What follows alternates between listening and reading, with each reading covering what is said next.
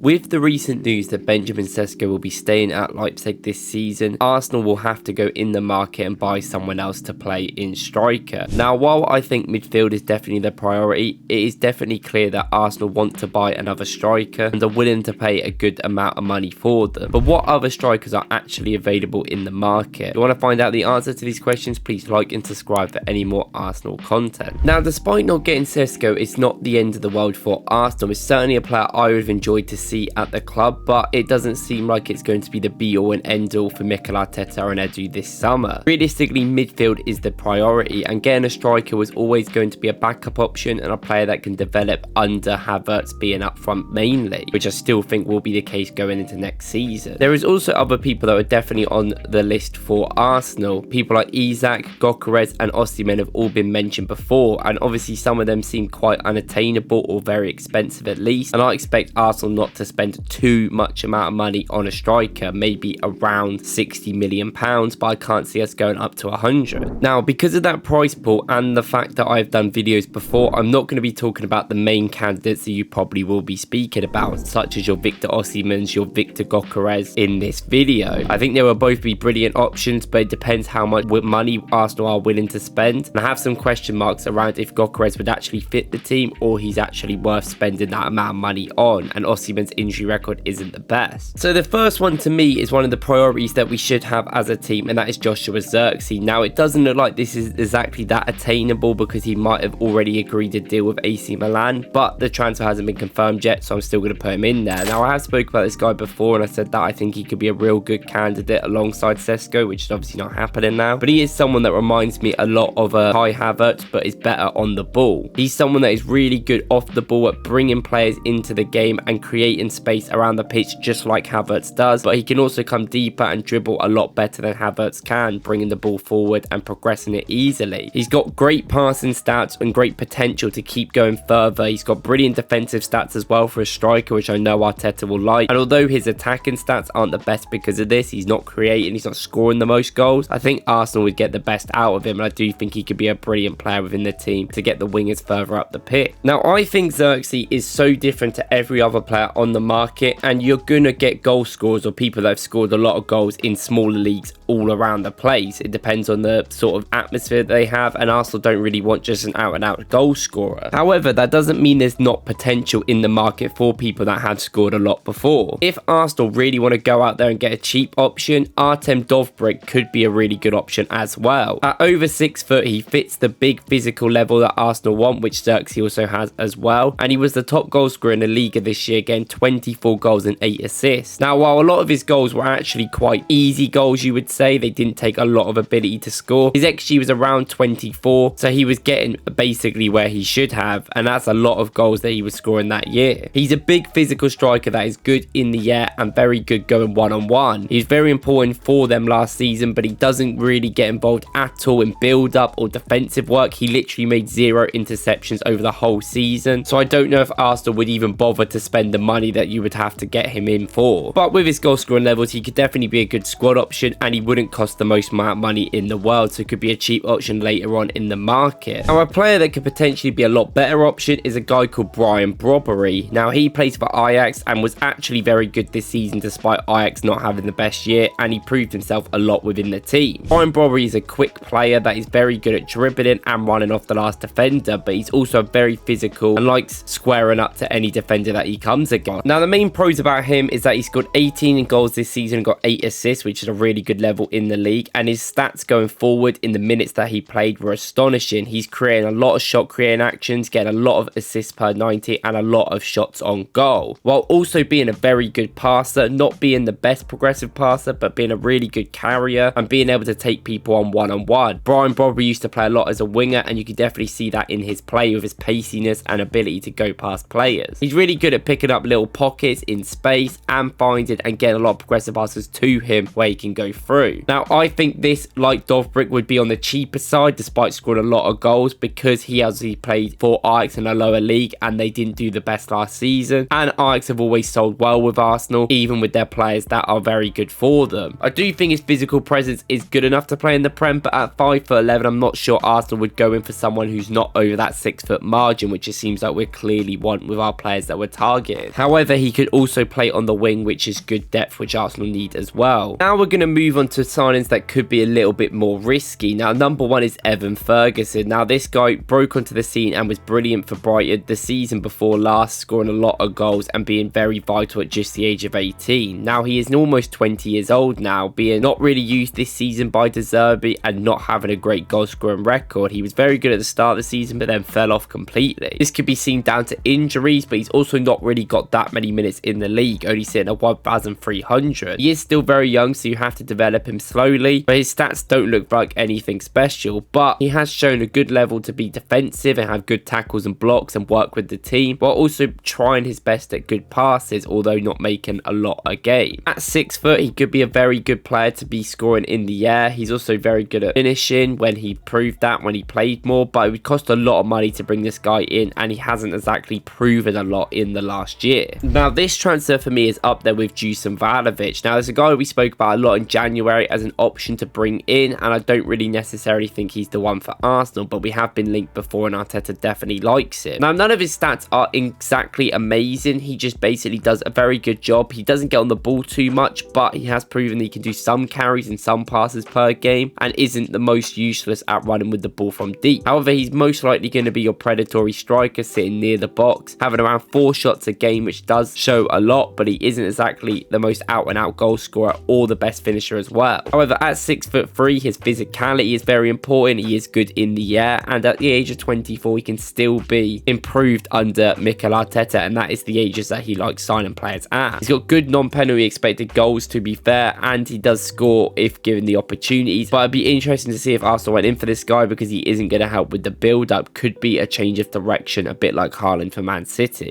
Now, these are two players that have brilliant compilations if you watch them in little videos, but when you watch them consistently for a season, they're not exactly brilliant all the time, and I think both of them have glaring issues that I don't think Arsenal really want to deal with right now. I do think both their prices are down on what it would have been last year, but they would probably still cost around 60 to 70 mil, which may be a little bit too much, given the contracts that you have to give to both of them as well. And while still being an option, I think the same could be said about Julian Alvarez. Now, I think Julian Alvarez is a great player, but Man City apparently want to sell him for around 70 mil, which I don't think Arsenal should be anywhere near. He's not big enough, he's not strong enough, and he's too similar to a lot of players that we already have in the team. I don't think it would be worth our resources going in for a player like that, and considering we're moving into a more physical based system, I don't think he necessarily would fit that as well. Now, ultimately, I trust Arteta and Edu to get the best out of this market, and in the end, that might just be signing a wide forward or a winger instead of actually buying a striker, because this market seems a bit dry now that Sesko is unattainable. But let me know in the comments if you would sign any of these guys or who is your main target. I really want Zirkzee, but I don't know if he's gettable, because it seems like he will go to Milan, but we'll have to see what happens. And if not, where do you want us to spend the rest of the money? Obviously, midfield's a priority, but is there other positions which you think are really needed to improve recently? Let me know in the comments what you think, and if you enjoyed this video, please like and subscribe, and I'll see you in the next one.